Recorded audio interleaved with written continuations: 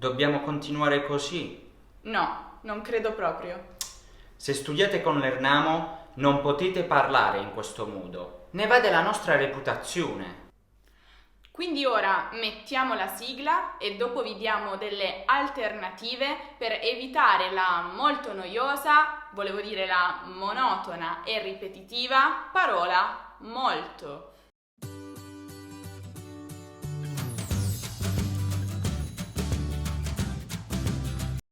Dai, facciamo presto che abbiamo un sacco di cose da fare, su. Sì, sbrighiamoci. Dai.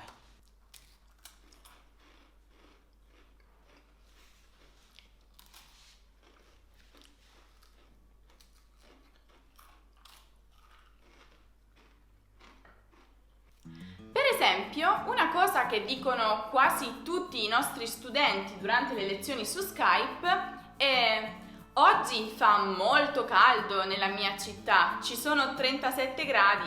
Oppure, mamma mia, oggi fa molto freddo qui. Ok, noi non vogliamo più sentire queste cose. Ecco le alternative. Molto caldo, torrido. Molto freddo, gelido o glaciale. Brrr, il clima è gelido dalle mie parti. E dalle tue? Da noi è torrido, sto morendo di caldo. Bene, che ve ne pare? Ora entriamo davvero in modalità speed. Ciao Graziana, come stai? Sto molto bene, e tu? Io sto da Dio. Grande, anche se a dire il vero oggi sono molto stanca, ho lavorato troppo. A chi lo dici? Anche io sono esausto. Questa vita finirà per uccidermi. Comunque, lo sai che sei davvero molto bello? Oh no, così mi fai arrossire. Comunque, sai che anche tu sei incantevole. Grazie.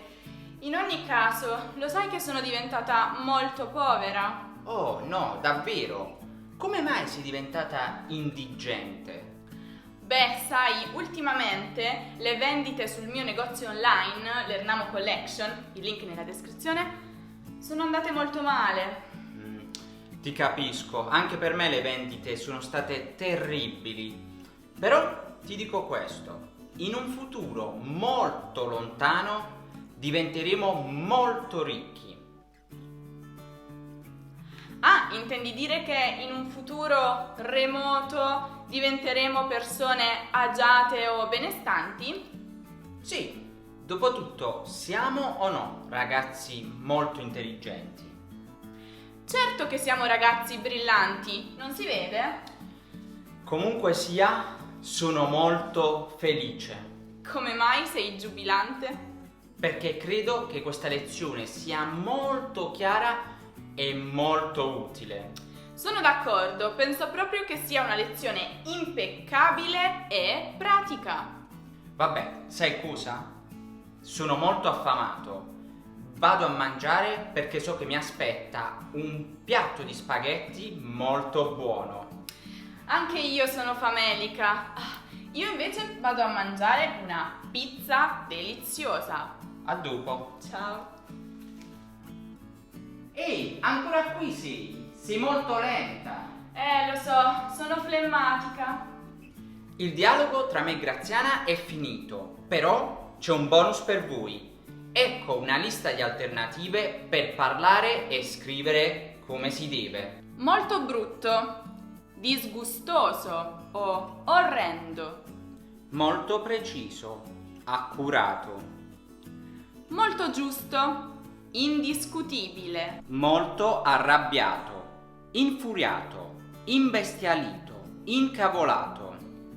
Molto facile, basico, elementare. Molto noioso, monotono, tedioso. Molto luminoso, accecante. Molto sporco, squallido. Molto preoccupato, ansioso. Molto veloce, rapido. Molto delicato, fragile. Molto fedele, devoto. Molto famoso, rinomato.